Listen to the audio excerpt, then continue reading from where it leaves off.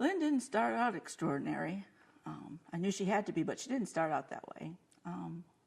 At first, I had her name wrong. I don't remember what that name was. It's probably better that I don't remember that. But I had her growing up in Camelot in the usual wimpy princess version, and that. I took her through several arranged marriages with several knights and kind of played with that notion. But there she was in Camelot, surrounded by oceans of testosterone. She had to have been affected by that. So I made her a tomboy for a while, and I thought, well, of course she would want to be a knight, and maybe she'd ask, one of the knights to maybe teach her some moves or something, and maybe did she disguise herself as a boy? Did she try to dress up like a boy?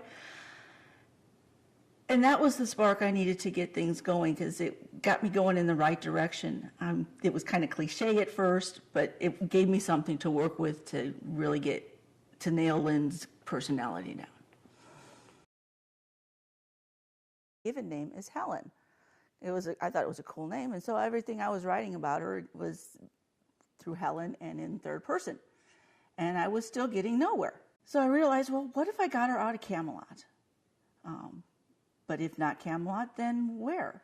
I was living in England about that time. We lived about 20 miles from Stonehenge and about an hour's drive from Glastonbury. I was in the epicenter of Arthurian territory, and I was in total heaven. I didn't do a lot of driving then, because I get car sick in England. Never did take up the wheel, but I did a lot of walking while I was there. I never left home without my Walkman, spare batteries, and tapes of 60s music, Krista Berg. Some of the songs I liked to listen to when I was out walking was Donovan's Atlantis and Ted Nugent's Scottish Tea. It has a really good rhythm for walking.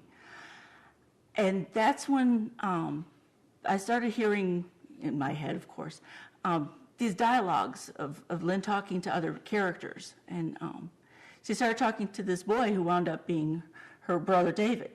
I realized at that time that she was a slave and that she was walking and she was on this long journey to Camelot. And I knew then that I had to take her as far away from Camelot and her royal birthright as I could possibly get her to make her extraordinary, because she was King Arthur's daughter.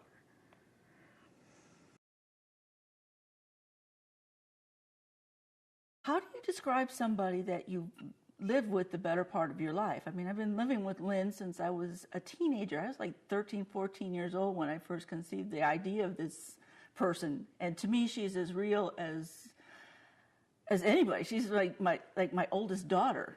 I brought her into my marriage. My kids grew up with her. So how do you describe somebody like that you live and breathe? I think most simply is she's a strong-willed woman. She believes in her causes, and she doesn't back down no matter what. Even when there was a possibility that she could have been killed for them, she still doesn't back down. And I really, really admire that in her. I was glad when I was finally introduced to David, because he's the one who told me that her name was not Helen, it was Lynn. And I also realized that I had their personalities switched. I had him as a much stronger character than I had Lynn. I kind of had Lynn going in the typical fairy tale younger sister supporting role. I realized all that stuff, and I changed Helen to Lynn and she to I. She started really talking to me, and she really hasn't shut up since.